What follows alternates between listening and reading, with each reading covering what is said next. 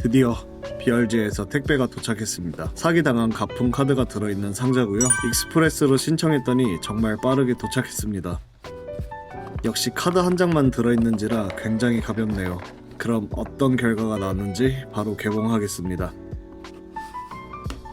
사실 이 택배를 받은 건 며칠 전인데요. 영상을 어떻게 풀어갈지, 또 이번 사건을 어떻게 해결할지 이런저런 고민이 계속 길어지다 보니까 영상 또한 조금 늦어지게 되었습니다. 오래 고민하다가 만들게 된 영상인 만큼 많은 내용이 들어가 있습니다. 그래서 이번 영상만큼은 킬링타임용이 아닌 같이 생각할 거리가 있는 그런 영상이 될 것 같습니다.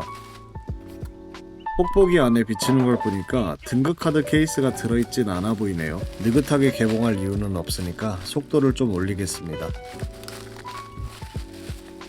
지금 가품 라벨이 보였는데 이거 먼저 잠깐 볼게요. 까면서 처음에 이게 뭔가 했더니 제가 적어둔 메모지였습니다. 혹시 몰라서 어떤 목적으로 일부러 가품 카드를 보내게 됐는지를 간단하게 기재했거든요. 지금 와서 생각하면 굳이 이럴 필요까지는 없었던 것 같습니다. 어쨌거나 올게 왔습니다. 이거 하나 받으려고 억지로 퇴원까지 해버렸죠.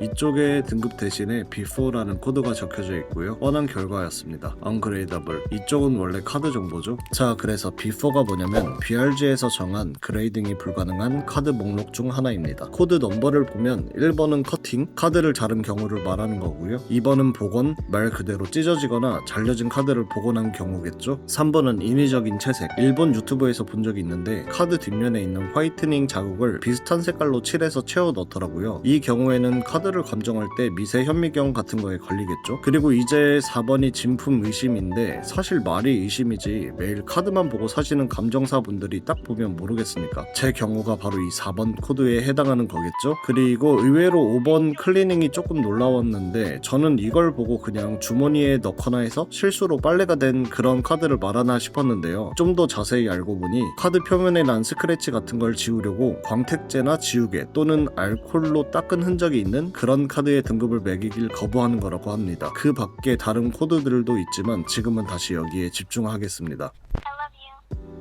이 카드 다시 오랜만에 봤지만 여전히 엄청난 반사광을 자랑하고 있네요. 진짜 이거 만들려고 얼마나 노력했을까요? 이 정도 되니까 존경스럽기까지 하네요. 물론 개 구라입니다. 진품 카드랑 비교하면 말도 안 되는 처참한 퀄리티를 자랑하고요. 이걸 당한 제 스스로가 부끄럽네요. 자, 당연한 결과지만 이 라벨이 필요했습니다. 그리고 지금 아니면 이렇게 직접 라벨지를 만질 기회가 많진 않죠. 라벨지의 울퉁불퉁한 표면을 보면서 속으로 상상만 했었는데 확실히 질감 표현이 들어가 있네요. 자, 이제 더 이상 망설일 필요 없이 경찰서로 가보겠습니다. 평생 이 동네에 살면서 이번이 총 3번째 방문인 것 같아요. 다 굵직한 사건이었기 때문에 평생 잊을 수 없는 그런 곳입니다. 어쨌거나 민원실에 가서 상담을 받았는데요. 사전에 촬영 협조를 구하지 않았으므로 찍은 영상 또한 없기에 다른 화면으로 대체하고 대화 내용을 간략히 요약해드리려고 합니다. 대체할 영상은 바로 썸네일 장면인데요. 이런 걸 만들어 버렸습니다. 상담하러 오셨잖아요. 아, 예. 저쪽에. 아, 네. 아, 저 안쪽에 앉아 있을까요? 한명 누군 가져. 네.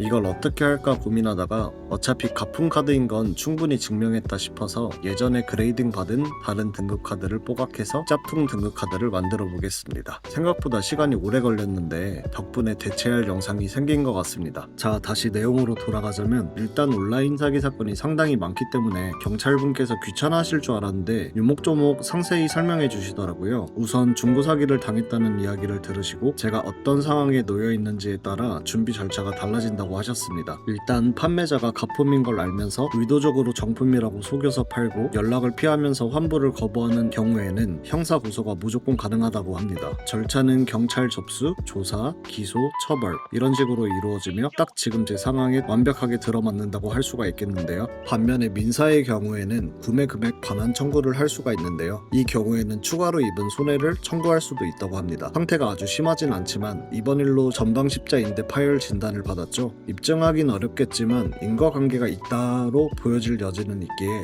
어느 정도 어필해 볼 수는 있지 않을까 싶은데요. 그리고 민형사 동시에 진행도 가능하다고 합니다. 일반적으로는 형사를 먼저 하고 나서 민사로 가는 흐름이 흔하지만 제 상황에서는 상관없을 것 같다고 하시네요. 그래서 어떻게 할지 딱 하루만 고민해 본다고 말씀을 드리고 일단은 제 카페를 오픈하러 왔습니다. 카페에 와서도 일이 손에 잘 안 잡히고 어떤 식으로 사건을 해결하면 좋을지 고민이 많아졌습니다. 퇴근하고 술 한잔 걸쳤는데요. 술맛이 마냥 달지만은 않더라고요. 그날 밤 자려고 누웠는데 거짓말처럼 사기꾼에게 연락이 왔습니다. 그동안 저는 굳이 사기꾼을 자극하지 않고 구매 확정 시간을 연장해 왔습니다. 번개장터의 경우 택배가 도착한 후 3일이 지나면 자동적으로 구매가 확정이 됩니다. 이 사이에 우리가 환불 반품 신청을 하면 상대가 받아들일지 말지를 결정해야 하고 환불 반품 신청이 거절당하면 다시 3일이 늘어나는 그런 방식인데요. 그래서 번장 쪽에서 요청한 진가품 확인서가 그러니까 이 라벨이 도착하기만을 기다린 거였는데 갑자기 이렇게 연락이 와서 좀 놀랐던 것 같습니다. 이제 와서 이런 느낌이랄까요? 사기꾼의 말은 이러했습니다. 한마디로 하면 나도 사기를 당한 것 같으니 네 것도 환불해주겠다 라는 것인데요. 근데 저번 시간에 어땠죠? 이 사람은 이 제크로무뿐만이 아닌 다른 가품으로 의심되는 카드도 팔고 있던 사람이었습니다. 정황상 모르고 팔았다 라고 보긴 어렵죠. 그래서 역시 민형사 둘 다 진행할 수밖에 없다고 생각을 했습니다. 다음날 다시 경찰서에 찾아가서 사기꾼에게 온 문자를 보여드리니 이렇게 되면 현실적으로 민형사 진행을 하기 어렵다고 말씀하시더라고요. 첫 번째 이유로는 고의 입증이 어렵다라는 것인데요. 사기죄는 상대가 정말 속일 의도로 팔았다는 걸 입증해야 하는데요. 상대가 선의, 즉 이게 가품인지 몰랐다라고 주장을 하면 고의를 입증하는 난이도가 매우 높아진다는데요. 플러스로 상대가 환불 의사를 밝힘으로써 이를 법적으로 고의 없음으로 보는 경우가 대다수라고 합니다. 마지막으로는 사건 해결 의지가 보인다는 점에서 분쟁이 해소되는 과정으로 보기에 더 이상 형사 사건으로 보기 어렵다는 게 일반적인 판단이라고 합니다. 심증과 법적 증명은 또 다른 이야기네요. 또 민사적으로 봤을 때 상대가 환불한다고 했으니 금전적인 면에서 끝났고 이제 남은 건 그레이딩에 쓴 3만원 가량의 금액 그리고 제